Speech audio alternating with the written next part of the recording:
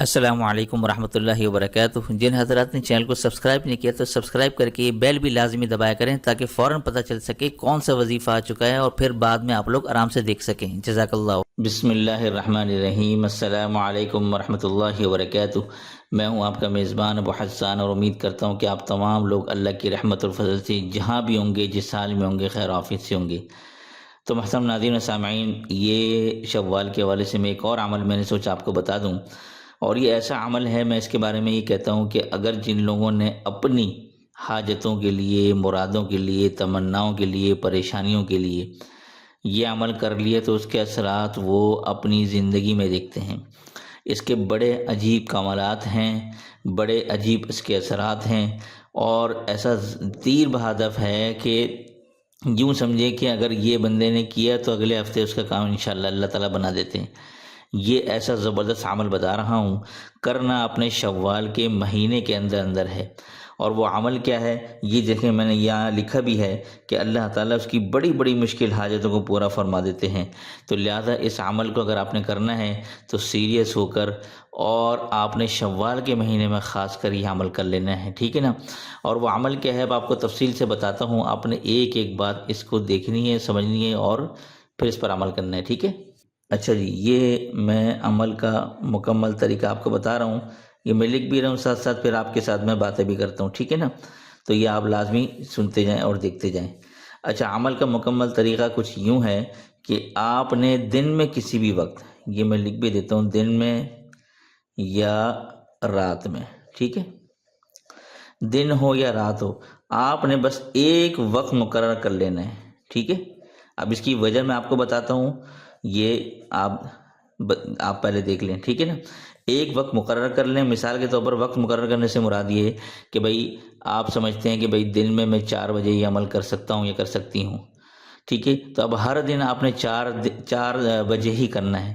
اب رات میں اگر آپ نے کوئی وقت مقرر کر لیا سوچ سمجھ کے کہ یہ ایسا بیسٹ ٹائم ہے کہ اس میں مجھے کوئی ڈسٹرب کرنے والا نہیں ہے، اور رات کو عشاء کے بعد 10 بجے 11 بجے میں یہ عمل کر سکتا ہوں، تو اگلے دن بھی آپ نے اسی ٹائم کرنا ہے، 10-11 بجے ہی، ٹائم پھر آگے پیچھے نہ ہو، ٹھیک ہے۔ ایک وقت آپ نے جو مقرر کر لیا، اب آپ نے اگلے دن بھی وہی اسی ٹائم آپ نے عمل کرنا ہے، صحیح ہے۔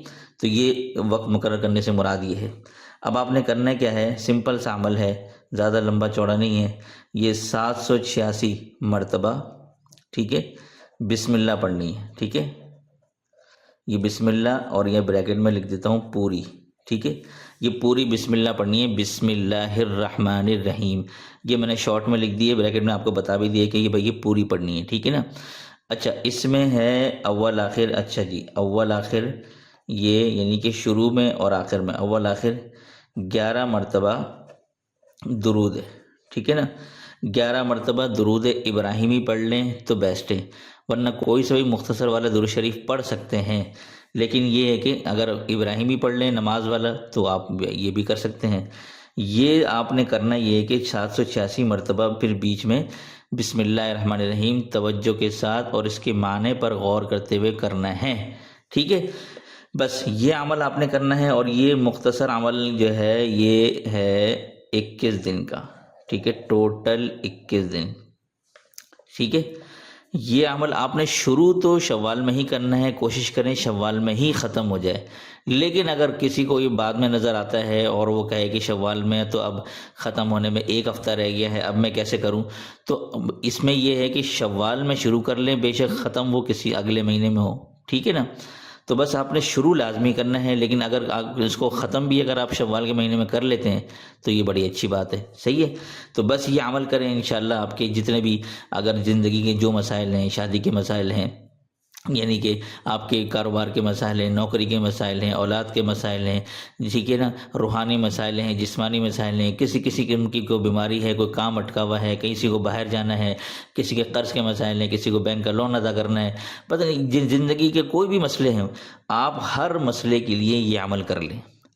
یہ عمل اگر آپ نے کر لیا ہے انشاءاللہ ثم انشاءاللہ، بس اب آپ تیاری پکڑ کے رکھیں، اب انشاءاللہ آپ کی گاڑی آگے نکلنے والی ہے اور آپ کا راستہ کھلنے والا ہے، صاف ہونے والا ہے۔ تو یہ ایسا زبردست عمل بتا رہا ہوں، امید کرتا ہوں کہ آپ لوگ اس پر ضرور عمل کریں گے۔ اور آخر میں یہ دعا بھی کرنا چاہتا ہوں کہ آپ سب بھی دعا ہاتھ اٹھا کے کر لیں، یا ویسے ہی میرے ساتھ آمین کہیں کہ اللہ کریم جو بھی میرے چینل پہ وظائف دیکھتے ہیں یا اللہ خاص اپنی فضل و رحمت سے ان کے اس اعمال میں اثر ڈالتے ہوئے ان کی مشکلات اور پریشانیوں کو اللہ دور فرما دے، چاہے وہ کوئی بیمار ہوں، پریشان حال ہوں، ٹھیک ہے، کسی مشکل میں گھرے ہوئے ہوں، ان سب کی پریشانی کو دور فرما، ان سب کی بیماریوں کو اللہ عافیت سے بدل دیجیے، اور ان کی ساری حاجاتوں کو یا اللہ تمناؤں کو پورا فرما دے۔ کوئی بہن کوئی بھائی بغیر شادی کے بیٹھا ہے، کسی کی مشکلات ہیں، کاروبار ہے، مالی مسائل ہیں، ٹھیک ہے، جسمانی مسائل ہیں، کوئی رکاوٹیں ہیں، بندشیں ہیں، یا اللہ جس مشکل میں گرے ہوئے ہیں ان تمام بہن بھائیوں، جتنے ان لوگوں نے بھی سبسکرائب کیا ہمارے چینل کو، ان سب کے ساتھ عافیت والا معاملہ فرما دے۔ آپ سب بھی دل سے کہہ دیجیے آمین یا رب العالمین۔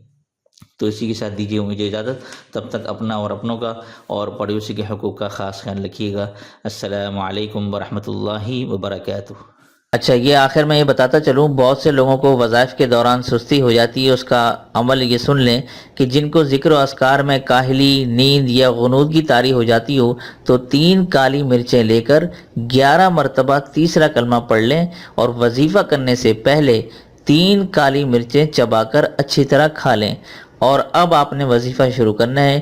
انشاءاللہ تعالیٰ پورے وظیفے میں نشاط چستی رہے گی اور پوری قوت کے ساتھ وظیفہ ہوگا، اور اس کا انشاءاللہ تعالیٰ نفع بھی زیادہ ملے گا، اور یہ وظیفہ جلدی بھی اثر کرے گا انشاءاللہ تعالیٰ۔